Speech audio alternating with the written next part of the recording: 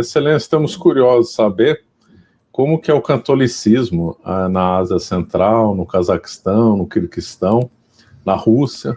Vossa Excelência puder fazer um panorama do catolicismo na região onde Vossa Excelência mora e nos países limítrofes? Sim, moro na Ásia Central,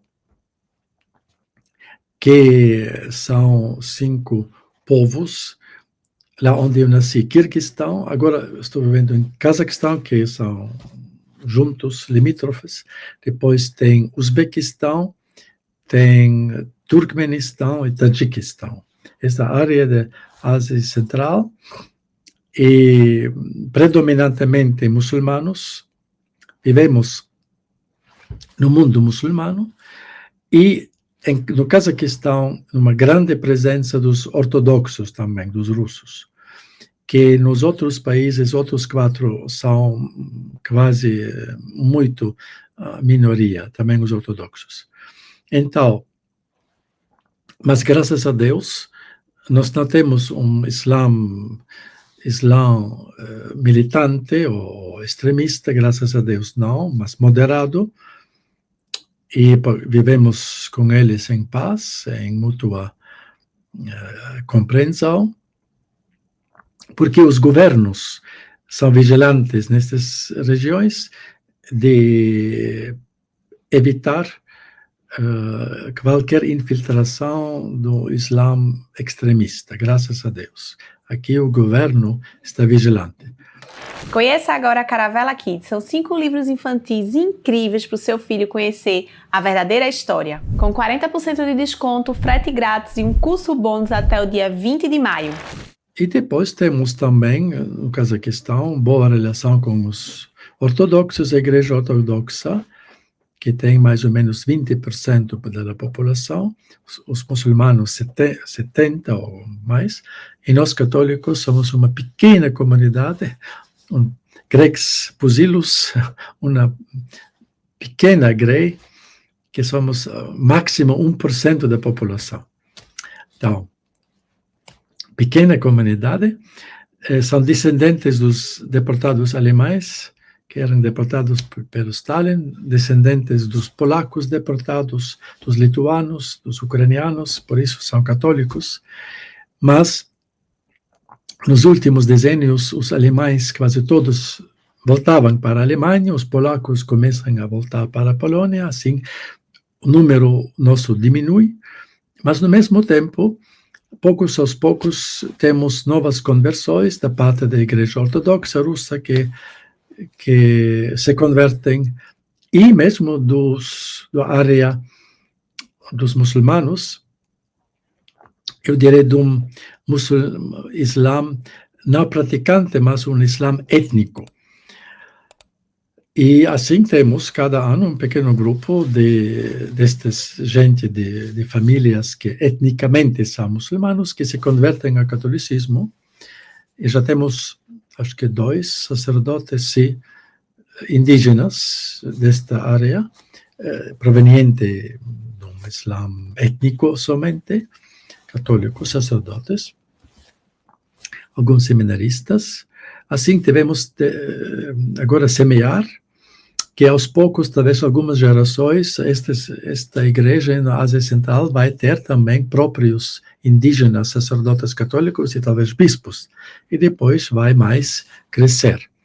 Agora, nossa tarefa é agora aos pequenos passos de semear, e temos esta herança da Igreja dos Mártires, que nesta área era muito perseguida durante o comunismo.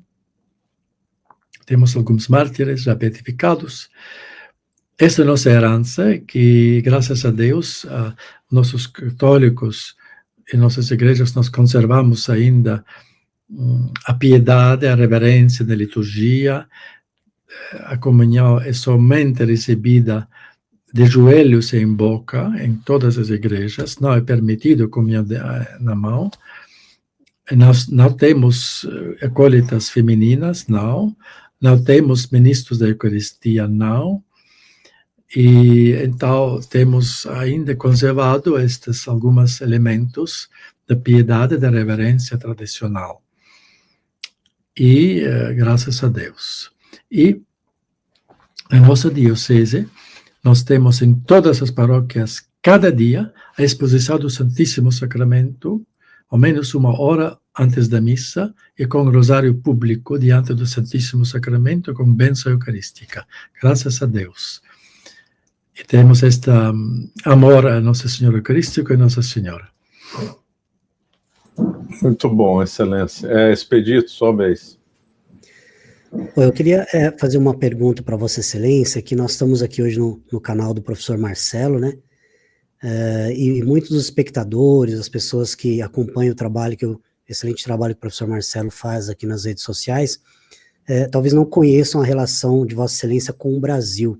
Se o senhor puder explicar, né, a ordenação do senhor, né, e como que foi esse processo de ordenação e a relação que o senhor tem aqui com o Brasil.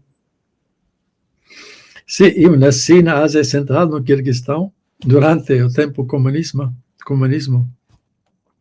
E depois vivi na Alemanha e na Áustria, e nunca imaginei, quando entrei na Ordem da Santa Cruz, dos Cônegos Regulares na Áustria, que um dia vou chegar no Brasil. Isto nunca me veio na mente. Mas assim, a Divina Providência fez que cheguei em 84, mais do que 40 anos atrás, como jovem religioso, em Anápolis, no Brasil, ao pedido do saudoso Santo Bispo Dom Manuel Pestana, que era bispo de Anápolis, que eu conheci pela primeira vez em 83, 42 anos atrás, em Roma, onde comecei estudos da filosofia. Ele chegou na nossa casa religiosa e me tão impressionou este bispo, tão pequeno, tão irradiante, do zelo, da fé, da sua alegria. Isto como jovem seminarista muito impressionou, e lá ele nos pediu insistentemente de chegar a Nápoles, de ajudar na formação sacerdotal, etc. E assim a nossa ordem acolheu o seu pedido e mandou um grupo consistente em 84, em março, primeiro grupo, onde eu estive lá, eu fiz parte deste primeiro grupo, e eu tive a grande, eu direi, privilégio de ter tido Dom Manuel também, não somente como bispo naquele tempo diocesano, mas também como professor. Quando eu era seminarista em Anápolis, no nosso mosteiro, ele lecionou.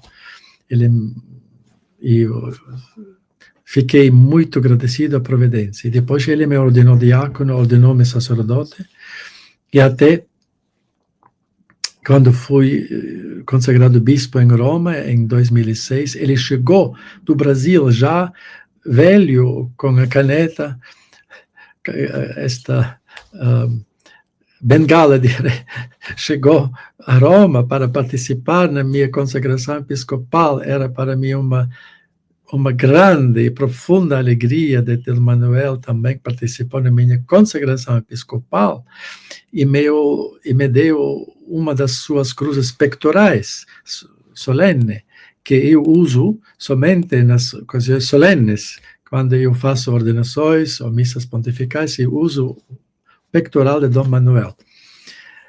E assim eu considero o Brasil, eu amo muito o povo brasileiro, a língua portuguesa, porque fui ordenado sacerdote lá, já quase uma pátria espiritual, no certo sentido, ter sido nascido pelo sacerdócio lá no Brasil, e sempre, para mim, uma grande alegria se eu posso visitar o Brasil e estar lá. E eu estimo o povo brasileiro por povo verdadeiro brasileiro católico, por sua simplicidade, por sua fidelidade, por seu amor grande a Nossa Senhora. Muito bom, Excelência. Aproveitando essa parte da vida de Vossa Excelência, gostaria que Vossa Excelência comentasse um pouco como é que foi viver sobre o comunismo na, então, União Soviética. Sim, a igreja era perseguida, Me lembro eu, na minha infância, que no Quirguistão nós tivemos missas clandestinas à noite. O sacerdote chegou, de vez em quando, de repente, muito secreto.